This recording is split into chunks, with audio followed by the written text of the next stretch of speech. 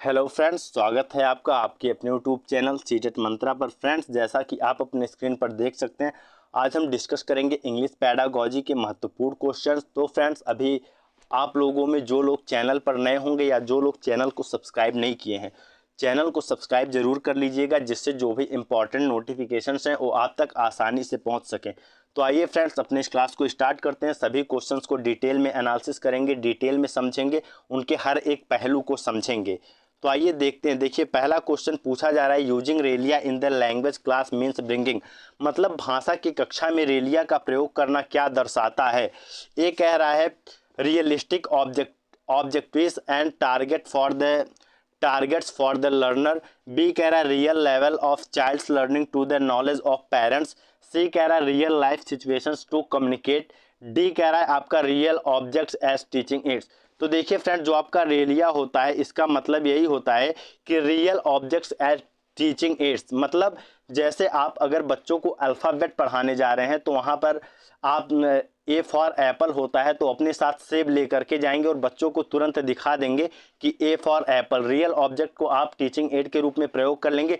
B for ball होता है तो बच्चों को तुरंत बॉल दिखा देंगे, ठीक है। या फिर अगर पत्ते के बारे में आप पढ़ा रहे हैं तो अपने साथ कुछ पत्तियां लेकर के जाएंगे। बच्चों को जब भी पत्ती के बारे में पढ़ाएंगे तो उन पत्तियों को दिखा देंगे। तो यही हमारा कहलाता है रेलिया।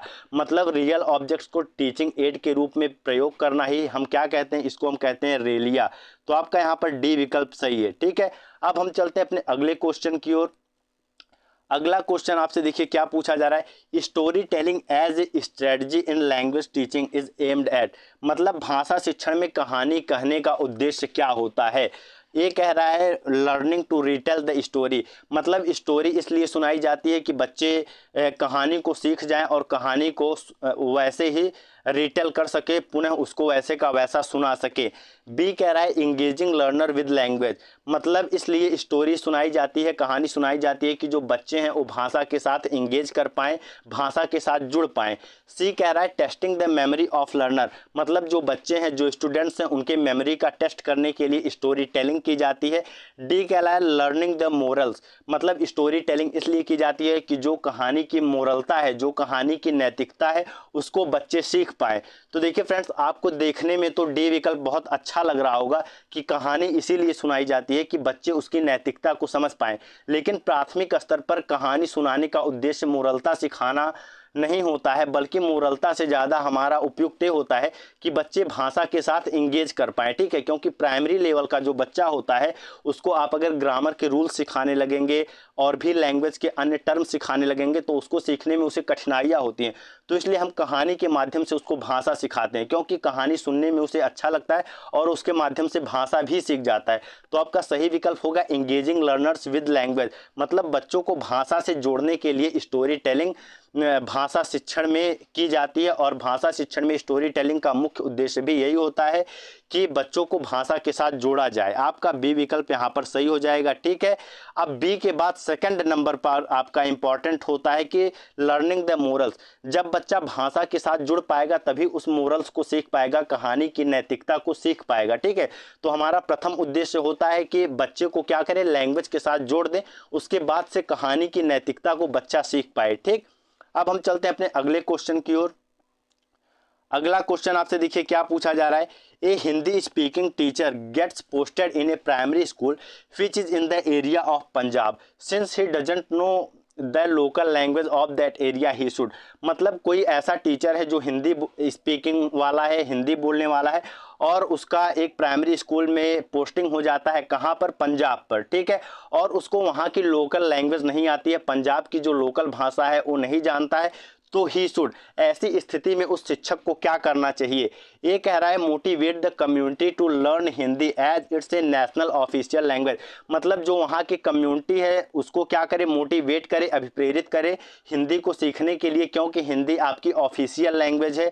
बी कह रहा है communicate in English as it is difficult for him to understand their local dialect, ठीक है। मतलब क्या करे, वो इंग्लिश में ही बातचीत करे, क्योंकि उसके लिए वहाँ की जो लोकल भाषा है उसे समझना कठिन है। ठीक है। सी कह रहा है use the child's language as a resource and start teaching. मतलब जो बच्चे की भाषा है, जो बच्चे का लोकल लैंग्वेज है, उसको रिसोर्स के रूप में, संसाधन के रूप में प्रयोग करे और अपने शिक्षण को शुरू कर दे। डी कह रहा है apply for the transfer to a Hindi speaking area. मतलब अपने अप्लाई कर दे किसके लिए, ट्रांसफ़र के लिए, कि मुझे इस स्कूल से हटा करके ऐसे स्कूल में कर दो जहां पर हिंदी बोली जाती हो, ऐसे एरिया में कर दो जिस एरिया में हिंदी बोली जाती हो। तो देखिए फ्रेंड्स, ये आपका है motivate the community to learn Hindi as it's a national official language. तो यहाँ पर क्या किया जा रहा है कि शिक्षक जो है वो पूरी कम्युनिटी को मोटिवेट कर दे हिंदी को सीखने के लिए। तो देखिए ये बात आपका गलत है। ठीक है। आप वहाँ पर कुछ दिन के लिए पढ़ाने के लिए गए हैं, तो वहाँ पर आप कम्युनिटी को मोटिवेट करेंगे या बच्चों को पढ़ाएंगे। ठीक है। तो ये विकल्प आपका गलत है कि कम्युनिटी को मोटिवेट करने लग जाए। और मोटिवेट करने का भी कोई फ़ायदा नहीं होता है, क्योंकि भाषा सीखना इतना आसान नहीं होता है कि मोटिवेट करके कुछ कम दिनों में ही भाषा पूरी कम्युनिटी को सिखाई जा सके। ठीक है। वहाँ के लोगों के लिए हिंदी से ज़्यादा महत्व है पंजाबी भाषा का, क्योंकि वहाँ के लोग अलग धर्म के हैं, अलग रिलीजन के हैं, तो वो हिंदी नहीं सीखेंगे मोटिवेट होकर के। तो ये विकल्प आपका गलत है। Communicate in English as it is difficult for him to understand the local dialect. तो देखिए फ्रेंड्स, अगर वो इंग्लिश में कम्युनिकेट करेगा और लोकल डायलेक्ट उसे समझने में परेशानी होगी, तो सिंपल सा बात है कि वहाँ की जो लोकल बोली है, जो लोकल डायलेक्ट है, उसको वो इग्नोर करेगा। तो ऐसे में वो शिक्षण कैसे कर पाएगा, कैसे बच्चों को पढ़ा पाएगा, क्योंकि वहाँ के जो बच्चे हैं उनको तो पंजाबी आती है, और वहाँ पर अगर आप इंग्लिश बोलेंगे, इंग्लिश में पढ़ाएंगे, तो बच्चों को उससे प्रॉब्लम होगी। और देखिए फ्रेंड, जो आपका एनसीएफ है वो भी कहता है कि जो बच्चे की मातृभाषा है, जो बच्चे का घर का भाषा है, उसी में ही बच्चे को प्राथमिक स्तर पर शिक्षा दिया जाए। ठीक है। तो आप कम्युनिकेट इंग्लिश में नहीं करेंगे। ठीक है। ये बात गलत है। Use the child's language as a resource and start teaching. देखिए ये बात आपका बिल्कुल सही है कि जो बच्चे की भाषा है, जो बच्चे की घर की भाषा है, जो बच्चे का लोकल लैंग्वेज है, उसको संसाधन के रूप में यूज करिए और अपने शिक्षण को शुरू करिए। ये विकल्प आपका यहाँ पर बिल्कुल सही है। ठीक है। कि बच्चे का जो भाषा है, जो लोकल लैंग्वेज है, उसको रिसोर्स के रूप में यूज कर लीजिए और अपने शिक्षण कार्य को स्टार्ट कर दीजिए। ठीक, ये आपका बिल्कुल सही है, क्योंकि यही बात आपका एनसीएफ भी कहता है। डी देखिए क्या कह रहा है, apply for the transfer to a Hindi speaking area. देखिए ये दुर्बलता को दर्शा रहा है कि आपको पंजाबी बोलना नहीं आता है, वहाँ का लोकल लैंग्वेज नहीं आता है, तो आप हिंदी स्पीकिंग एरिया में ट्रांसफ़र करा लीजिए अपना। तो एक शिक्षक का ये उद्देश्य नहीं होता, ऐसा अगर शिक्षक करने लगेंगे तो बच्चे कैसे सीख पाएंगे। ठीक है।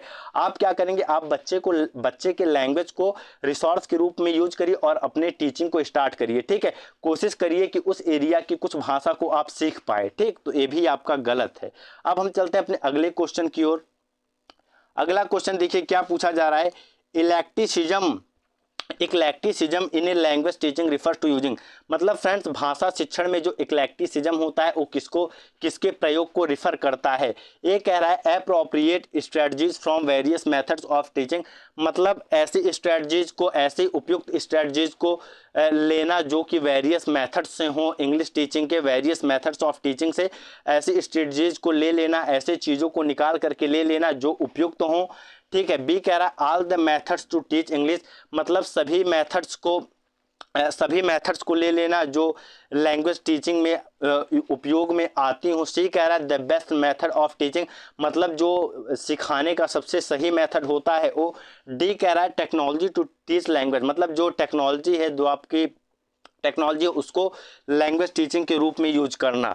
तो देखिए फ्रेंड, जो इक्लेक्टिसिज्म होता है वो आपका क्या होता है, appropriate strategies various methods of teaching. मतलब कि जो भी वेरियस मेथड्स ऑफ टीचिंग है, जो भी सभी टीचिंग मेथड्स हैं, जैसे ग्रामर ट्रांसलेशन मेथड हो गया, डायरेक्ट मेथड हो गया, नेचुरल मेथड हो गया, ये सभी मेथड्स हैं, इनसे क्या करना, थोड़ी थोड़ी चीज़ों को ले लेना। जैसे जो चीज़ें आपकी उपयोग को हैं उनको ले करके मिला करके अपने टीचिंग को स्टार्ट कर देना, अपने शिक्षण कार्य को करना, यही हमारा कहलाता है इक्लेक्टिसिज्म। और इसी पर आधारित आपका है इक्लेक्टिक अप्रोच। ठीक है। वहाँ से भी आपका क्वेश्चन आता है, तो उसका भी मतलब यही होता है कि जितने भी मेथड्स हैं उनसे थोड़ी थोड़ी चीज़ों को लेकर के अपने शिक्षण कार्य को करना। क्योंकि देखिए सभी मेथड्स में कुछ ना कुछ कमियां हैं। ग्रामर ट्रांसलेशन मेथड को देखेंगे तो वहाँ पर स्पीकिंग और लिसनिंग को नकारा जाता है, वहाँ पर बोलने और सुनने पर बल नहीं दिया जाता है। आप डायरेक्ट मेथड में देखेंगे तो वहाँ पर क्या है, केवल स्पीकिंग और लिसनिंग पर बल दिया जाता है और बच्चे की मातृभाषा को नकार दिया जाता है। तो ऐसे में हमें क्या करना है, जितने मेथड्स हैं उनसे सभी चीज़ों को थोड़ा थोड़ा ले करके अपने शिक्षण को प्रभावी रूप से प्रस्तुत कर देना। ठीक, यही हमारा कहलाता है इक्लेक्टिसिज्म। ठीक है, तो ए विकल्प आपका यहाँ पर सही हो जाता है। अब हम चलते हैं अपने अगले क्वेश्चन की ओर।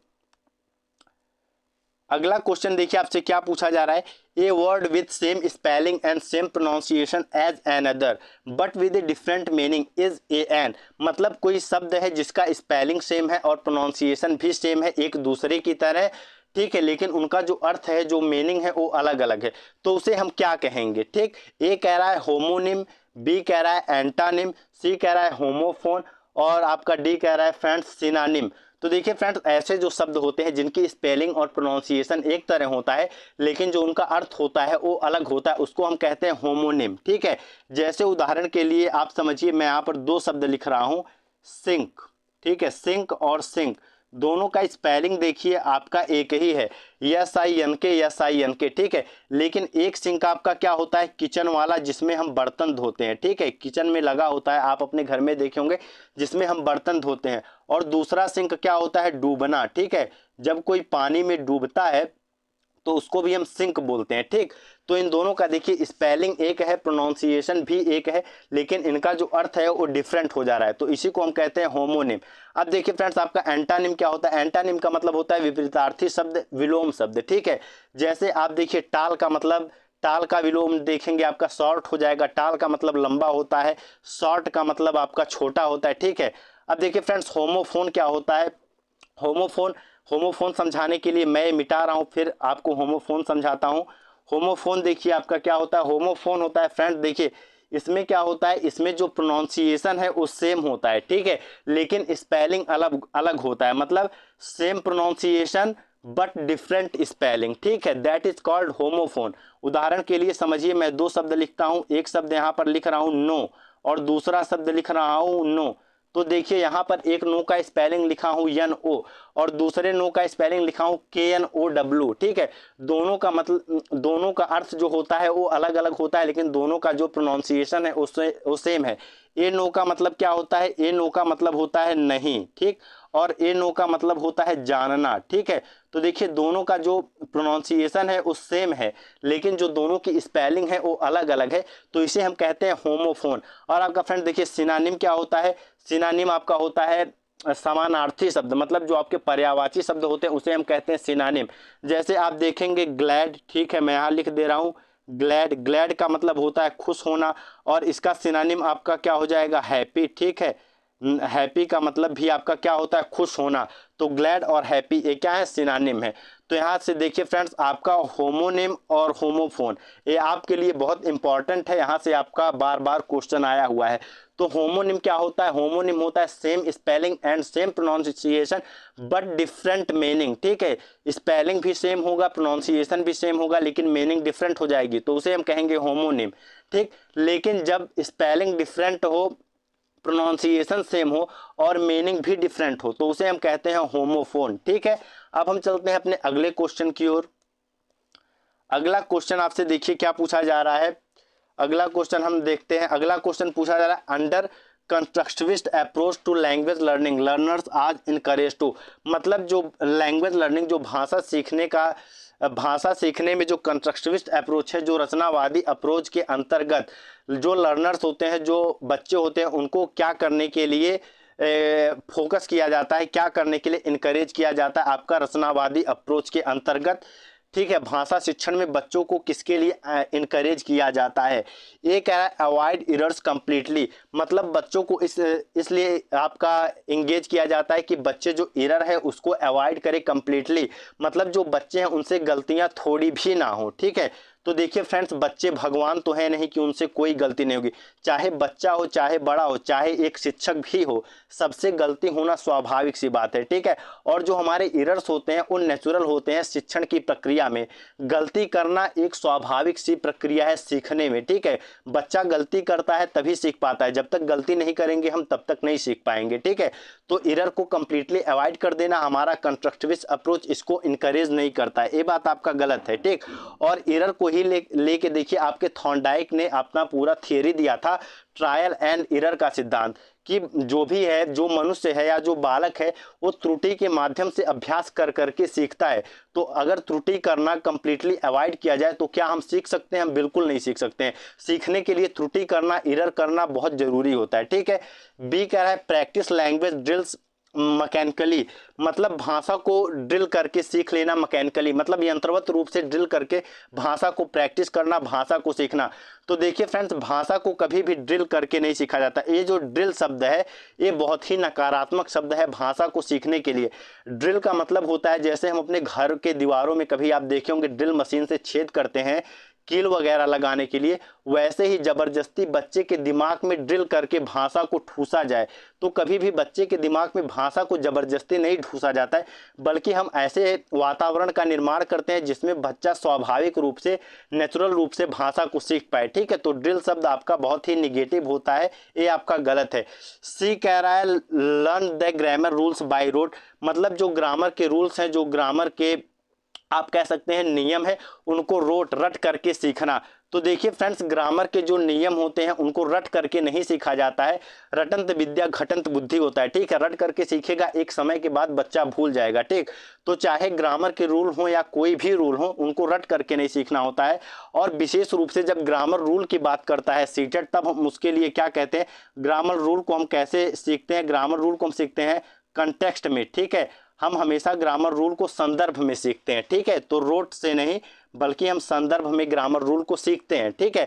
Discover the rules of grammar from examples, देखिए ये बात आपका बिल्कुल सही है कि जो ग्रामर के रूल्स हैं, जो ग्रामर के नियम हैं, उनको डिस्कवर करे बच्चा कहाँ से? एग्जाम्पल से। ठीक है। पहले उसके सामने कुछ एग्जाम्पल प्रस्तुत किए जाएं, कुछ उसके सामने पहले उदाहरण प्रस्तुत किए जाए, उसके बाद से उन नियम को ढूंढे, नियम को सीखे। ठीक है। आप डायरेक्टली अगर बच्चे को पहले नियम सिखाने लगेंगे तो ऐसे में बच्चे को कठिनाई महसूस होती है। ठीक है। इसलिए हम पहले बच्चे के सामने एग्जाम्पल रखते हैं, उसके बाद से हम नियम को सिखाते हैं। ठीक है। एग्जाम्पल टू रूल लेकर के जाते हैं, रूल टू एग्जाम्पल लेकर के नहीं जाते हैं। तो डी विकल्प आपका सही है। और कंस्ट्रक्टिविस्ट अप्रोच के अंतर्गत, रचनावादी अप्रोच के अंतर्गत बच्चे को ऐसे ही भाषा सीखने के लिए इनकरेज किया जाता है। ठीक है। अब हम चलते हैं अपने अगले क्वेश्चन की ओर। अगला क्वेश्चन आपसे देखिए पूछा जा रहा है, a primary teacher should introduce reading through, मतलब एक प्राथमिक शिक्षक को जो पढ़ना है, जो रीडिंग है, उसको कैसे इंट्रोड्यूस करना चाहिए अपनी कक्षा में। ठीक है। ए कह रहा है स्टोरीज के द्वारा, मतलब कहानियों के द्वारा पढ़ने को इंट्रोड्यूस करना चाहिए। बी कह रहा है अल्फ़ाबेट बुक्स ओनली, मतलब जो अल्फ़ाबेट की किताबें हैं केवल उनके द्वारा इंट्रोड्यूस करना चाहिए। सी कह रहा है पिक्चर बुक्स के द्वारा, मतलब जो पिक्चर बुक्स आती हैं उनके द्वारा इंट्रोड्यूस करना चाहिए। डी कह रहा है आपका फोनिक टीचिंग के द्वारा आपका रीडिंग इंट्रोड्यूस करना चाहिए। तो देखिए फ्रेंड्स, स्टोरीज के द्वारा आपका रीडिंग नहीं होता है। ठीक है। प्राइमरी टीचर में रीडिंग को इंट्रोड्यूस करने के लिए स्टोरीज के माध्यम से हम रीडिंग को इंट्रोड्यूस नहीं करते हैं। इसका जो बेस्ट तरीका होता है वो होता है फ्रेंड्स पिक्चर बुक्स। ठीक है। पिक्चर बुक्स क्या होता है? पिक्चर बुक्स स्पेशली आपके ऐसे होते हैं जिनमें कोई कहानी वगैरह दिया रहता है, उसके साथ में चित्र भी दिया रहता है। ठीक है। जैसे बंदर की कहानी है, बंदर और मगरमच्छ की कहानी है, तो उसके साथ में बंदर और मगरमच्छ का चित्र भी दिया रहता है। ठीक है। तो बच्चा पढ़ने के साथ साथ जब चित्र देखता है तो उसका जो कॉन्सेप्चुअल डेवलपमेंट होता है वो बहुत अच्छा हो पाता है और उसको पढ़ने में मजा आता है। ठीक है। वो एंगेज हो पाता है रीडिंग में।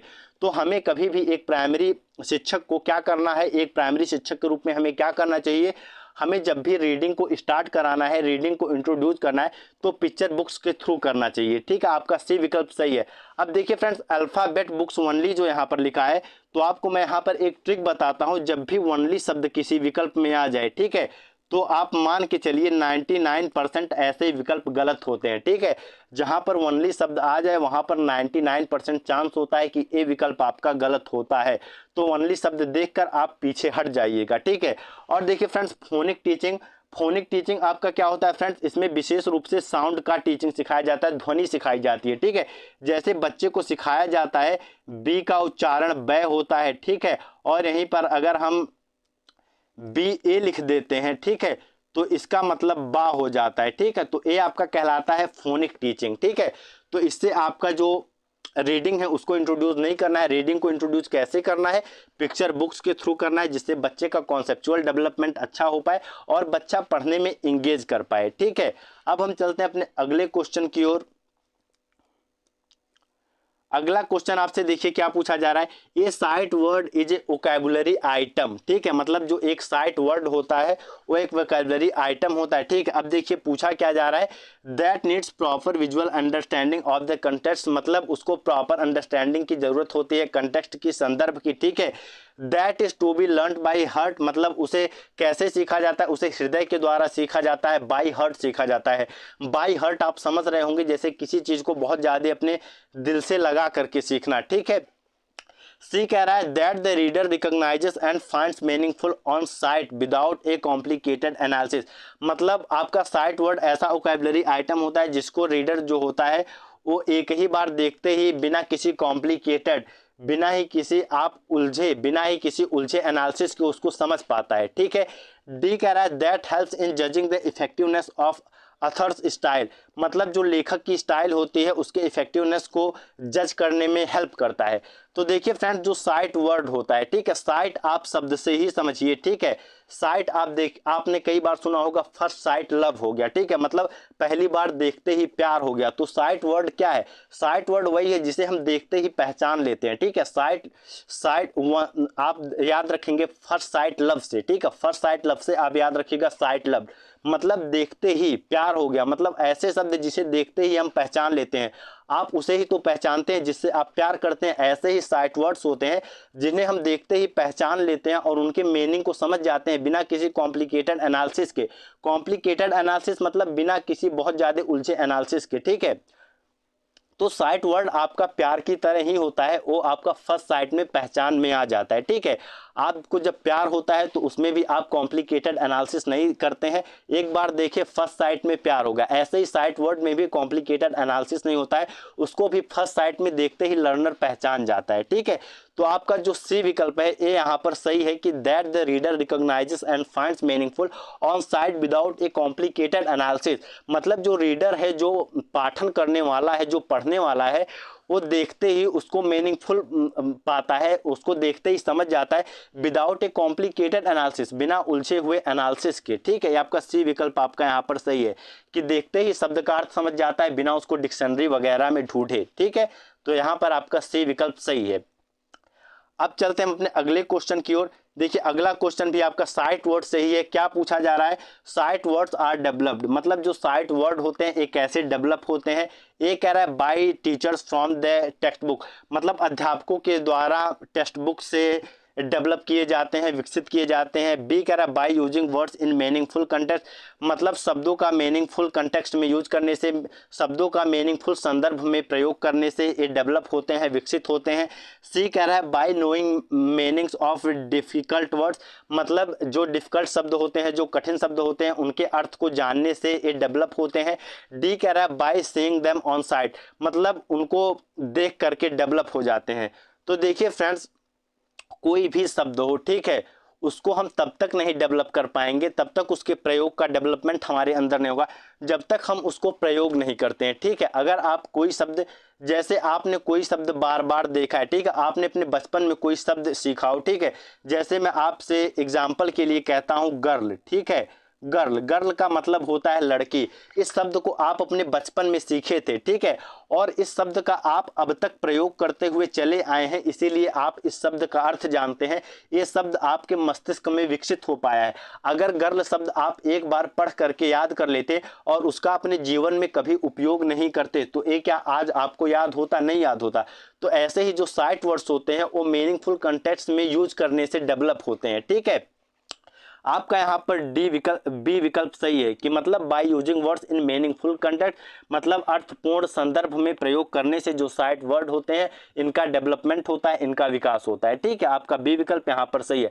और कोई भी शब्द हो फ्रेंड्स, साइट वर्ड ही नहीं, कोई भी शब्द हो, उसका विकास आपका मीनिंगफुल कंटेक्स्ट में आपके अर्थपूर्ण संदर्भ में प्रयोग करने से ही होता है। अगर हम शब्द को केवल सीख लेते हैं और उसका प्रयोग करना बंद कर देते हैं, बाद में उसका प्रयोग नहीं करते हैं तो एक समय के बाद हमें वो शब्द भूलना स्टार्ट हो जाता है, हमारे स्मृति से विस्मृति में चला जाता है। ठीक, तो इसलिए जो साइट वर्ड्स हैं वो मीनिंगफुल कंटेक्स्ट में यूज करने से डेवलप होंगे। आपका बी विकल्प यहाँ पर सही हो जाता है। ठीक, अब हम चलते हैं अपने अगले क्वेश्चन की ओर। देखिए अगला क्वेश्चन आपसे क्या पूछा जा रहा है grammatical structures can be practised in a controlled manner by, मतलब जो ग्रामेटिकल स्ट्रक्चर्स होते हैं वो कैसे प्रैक्टिस एक कंट्रोल्ड मैनर में किसके द्वारा प्रैक्टिस किए जा सकते हैं। ये कह रहा है correcting wrong sentences written by the learners, मतलब जो बच्चों के द्वारा गलत लिखे गए सेंटेंसेस हैं उनको सही करके, ठीक है। बी कह रहा है डूइंग कंपोजिशन एक्सरसाइजेज, मतलब कंपोजिशन एक्सरसाइजेज करा करके। सी कह रहा है expressing the use of particular structure, मतलब जो पर्टिकुलर स्ट्रक्चर है ग्रामर का उसको एक्सप्लेन कर करके। डी कह रहा है गैप फिलिंग ग्रामर एक्सरसाइजेज, मतलब जो गैप फिलिंग ग्रामर की एक्सरसाइजेज होते हैं, ठीक है, उसको करा करके। जैसे यहाँ पर मैं लिखता हूँ राम, उसके बाद से यहाँ आपका स्पेस दे दिया गुड बॉय, ठीक है, यहाँ पर मैंने लिख दिया गुड बॉय, ठीक है। अब यहाँ आपको फिल करने के लिए दे देगा is a good boy, are a good boy, ठीक है। इस तरह से जो ग्राफ फिलिंग एक्सरसाइजेस हैं इनको करा करके, ठीक। तो देखिए आपका जो ग्रामेटिकल स्ट्रक्चर्स की यहाँ पर बात हो रही है, ठीक है, जो आपके व्याकरण का स्ट्रक्चर होता है, जो व्याकरण का ढांचा होता है, उसको प्रैक्टिस करने की बात हो रही है। तो हम ग्रामर स्ट्रक्चर्स को कैसे प्रैक्टिस कर पाएंगे, हम उसको तभी प्रैक्टिस कर पाएंगे जब हम उसका पर्टिकुलर यूज को समझ पाएं, ठीक है। पर्टिकुलर को हम कैसे यूज को समझ पाएंगे, जैसे हम पहले क्या लिखते हैं, सब्जेक्ट को लिखते हैं, ठीक है। सब्जेक्ट के बाद क्या लिखते हैं, सब्जेक्ट के बाद हम लिखते हैं हेल्पिंग वर्ब, हेल्पिंग वर्ब के बाद से आपका मेन वर्ब आ जाता है, फिर आपका ऑब्जेक्ट आ जाता है, उसके बाद से अदर चीजें आ जाती हैं, ठीक है। मतलब एक पर्टिकुलर स्ट्रक्चर्स को फॉलो करके, एक पर्टिकुलर स्ट्रक्चर्स को एक्सप्लेन करके हम ग्रामर रूल्स को सीखते हैं। क्योंकि अगर स्ट्रक्चर्स को हम इन स्ट्रक्चर्स को फॉलो नहीं करेंगे, इन स्ट्रक्चर्स को एक्सप्लेन नहीं करेंगे, तो ग्रामर रूल्स को सीखना हमारे लिए, ग्रामर स्ट्रक्चर्स को सीखना हमारे लिए कठिन होगा, ठीक है।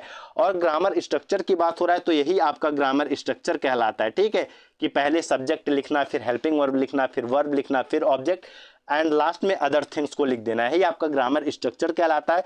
तो ग्रामर स्ट्रक्चर्स कैसे प्रैक्टिस किया जा सकता है, कंट्रोल मैनर में वो प्रैक्टिस किया जाता है, वो प्रैक्टिस किया जा सकता है कैसे, ग्रामर स्ट्रक्चर्स को एक्सप्लेन करके, ठीक है। पर्टिकुलर ग्रामर स्ट्रक्चर्स को हम एक्सप्लेन करके इसको प्रैक्टिस कर सकते हैं, ठीक है। तो यहाँ पर आपका सी विकल्प सही हो जाता है, ठीक।